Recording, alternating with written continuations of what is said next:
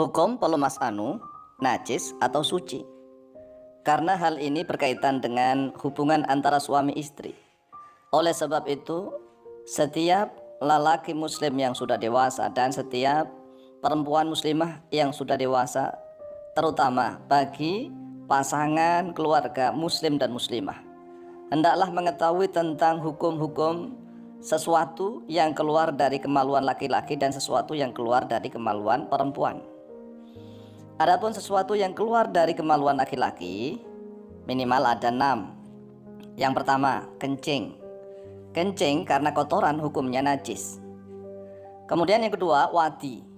Wadi ini keluar tatkala setelah kencing, atau tatkala mengangkat beban berat, atau tatkala posisi kedinginan. Kondisi kedinginan, kemudian setelah kencing biasanya keluar misalnya air putih yang agak kental seperti mani, tetapi disebut wadi. Ini hukumnya najis dan tidak wajib mandi. Kemudian yang ketiga, darah atau nanah. Bisakah darah atau nanah keluar dari kemaluan laki-laki? Bisa, terutama misalnya seseorang terlalu banyak melakukan hubungan. Karena terlalu banyak, maka yang keluar tidak mani tetapi warna merah darah atau nanah. Ini hukumnya juga najis. Kemudian yang keempat, benda padat. Benda padat apapun yang keluar dari kemaluan laki-laki, misalnya nih seperti batu kerikil kecil atau apapun yang sifatnya benda padat, hukumnya mutanajis. Mutanajis adalah benda yang terkena najis, bisa disucikan kalau dicuci, ya. Kemudian yang kelima, mani. Mani ini hukumnya suci. Para ulama sepakat hukumnya mani suci. Yang keenam, madhi. Madhi ini hukumnya ikhtilaful ulama, perbedaan antara para ulama. Madhi keluar tatkala laki-laki atau perempuan begitu ya, sama melakukan rangsangan, terangsang hebat, kemudian di ujung kemaluan muncullah air ya, air yang kental begitu, putih seperti putih telur begitu. Ini hukumnya para ulama berbeda pendapat, apakah najis ataukah suci. Nah, nanti kita akan bahas satu persatu khusus untuk madhi dan rutubatul farji. Kemudian sesuatu yang keluar dari kemaluan perempuan minimal ada 8. Yang pertama, kencing, hukumnya sama, yaitu najis karena kotoran ya. Kemudian yang kedua, darah. Darah, baik itu darah haid, darah istihadah maupun darah penyakit, hukumnya juga najis. Yang ketiga, nanah. Bisakah keluar nanah? Bisa, maka juga hukumnya najis. Yang keempat, mani, sama dengan laki-laki, hukumnya suci.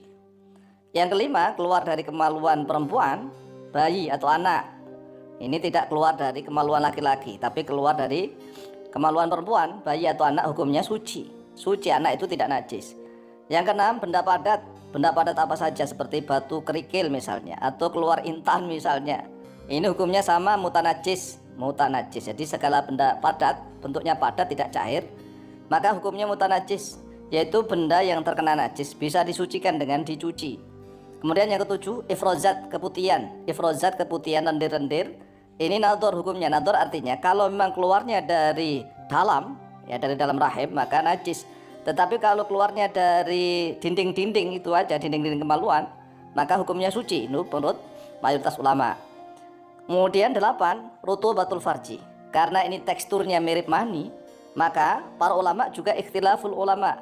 Ikhtilaful ulama artinya perbedaan pendapat di antar ulama. Jadi hukumnya madhi karena teksturnya itu mirip mani, bukan kotoran. Madhi itu mirip mani, rutubatul farji juga mirip mani.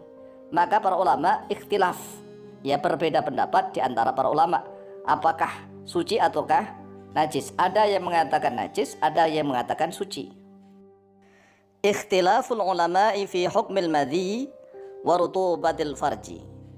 Perbedaan pendapat para ulama di dalam hukum madhi dan di dalam hukumnya rutubatul farji. Rutubatul farji itu pelumas kemaluannya perempuan. Wal qaidatu, bermula kaidahnya, la yungkaru al mukhtalafu fihi. Tidak diingkari yang diperselisihkan pendapat di dalamnya. Wa innama yungkaru al mujma'u alaihi. Dan sesungguhnya yang diingkari hanyalah yang disepakati, yang menjadi ijma'. Jadi kalau ada orang yang mengatakan ini ijma', boleh diingkari.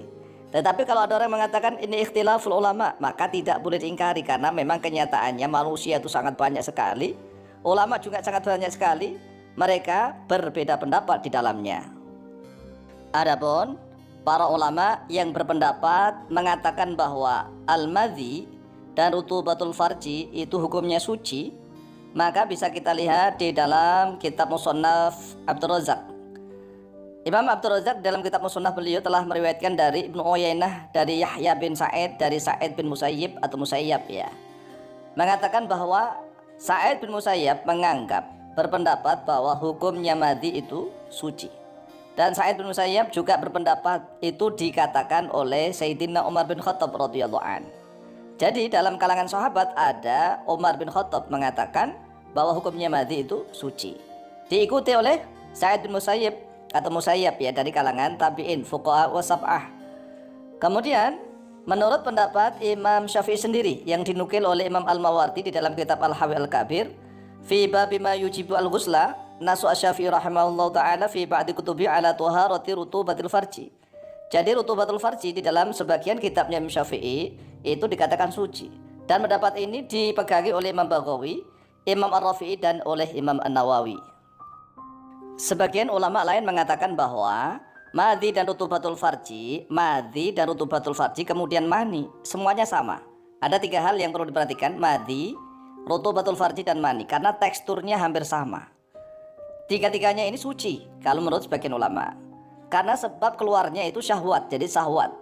Hanya saja kalau mani itu memancar, muncrat begitu, tetapi kalau rutubatul farji dan madhi tidak. Tetapi secara tekstur itu hampir sama. Jadi para ulama yang mengatakan bahwa madhi dan rutubatul farji itu bukan termasuk kotoran seperti kencing, tidak seperti kencing, karena teksturnya mirip dengan mani, maka hukumnya suci, tidak najis. Kalau seandainya madhi dan rutubatul farji itu najis misalnya, kemudian tatkala berhubungan badan terjadilah janin anak, apakah anak itu tercampur dengan madhi dan rutubatul farji atau tidak, lah bagaimana? Jadi inilah yang dikatakan oleh mayoritas ulama di dalam mazhab Hambali. Kemudian Imam Ibnu Qudamah, Ibnu Qudamah Al-Hambali fil Mughni, dalam kitab Al-Mughni juz yang pertama halaman 414, warwiya an Ahmad rahimahullahu taala annahu ay al-madhi, manusia madhi, bimangzilatil mani, yaitu menempati kedudukannya mani, ay kilahuma thahirun, yaitu keduanya suci. Qala Imam Ahmad huma sawaun, keduanya itu sama. Laisa min makhrajil bauli, keduanya tidak keluar dari tempat keluarnya kencing, tidak. Innama huma minasulbi wat taraib, sesungguhnya madhi dan mani itu keluar dari tulang sulbi dan taraib. Kama qala Ibnu Abbas radhiyallahu anhuma fi hukmil madhi, sebagaimana yang telah dikatakan oleh Ibnu Abbas radhiyallahu anhuma di dalam hukumnya madhi. Huwa inti bimangzilatil busaqi wal mukhati, madhi menurut saya itu menempati kedudukannya ludah dan ingus atau dahak. Jadi inilah pendapat para ulama yang mengatakan madhi dan rutubatul farji itu suci. Wallahu ta'ala a'lamu bishawab.